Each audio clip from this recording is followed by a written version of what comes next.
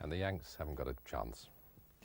Now, if you were watching Scene Here last week, you may remember they came to take Petrie away before the programme finished. It wasn't the men in white coats who came. They came in fancy dress to raise money for the Windsor School Rag Week. We'll have a quick action that is making Petrie go all maternal. Now, before we leave you tonight, there's just time to mention one or two letters that we've received. Hey! What's going on? Oh my God, what is happening? Now, I know about this, but Petrie has not a clue. Windsor School Rag Week. We're taking Petrie hostage for sacks of cash. Hey! You're coming with us. I'm glad that someone's taking us somewhere. Bye. Tony, I hate you. I hate you.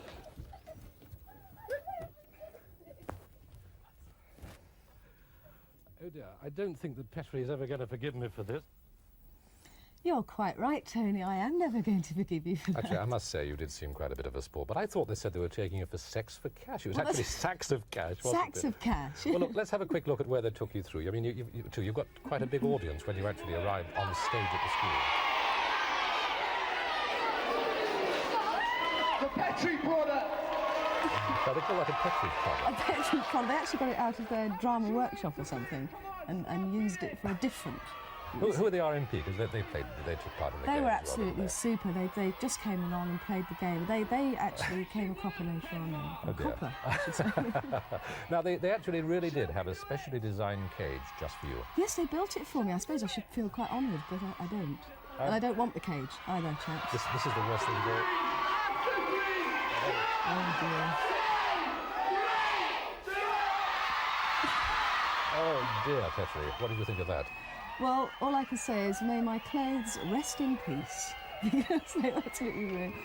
They were great. I mean, they really worked hard at raising the money. Unfortunately, I had to take part in it. What some people will do for money, I don't know.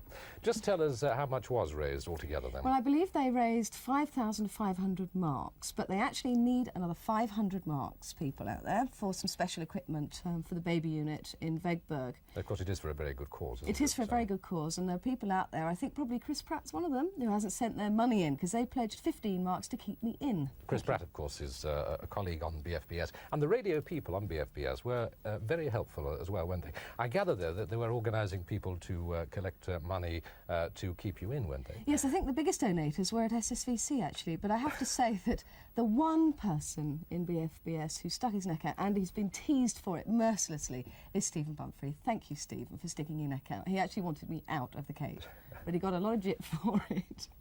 The amazing thing, though, is, I mean, you quite genuinely, we had a lot of difficulty trying to keep all this away from you, and it didn't leak out. You weren't suspicious at all.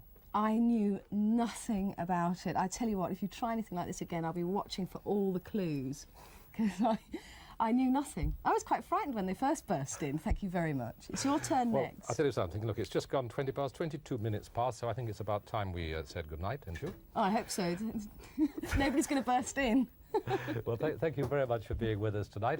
Hope you can join us next week at the same time. But from me, bye for now. Good night. Hope to see you next week. Bye-bye. Now, I thought when I saw your clothes there,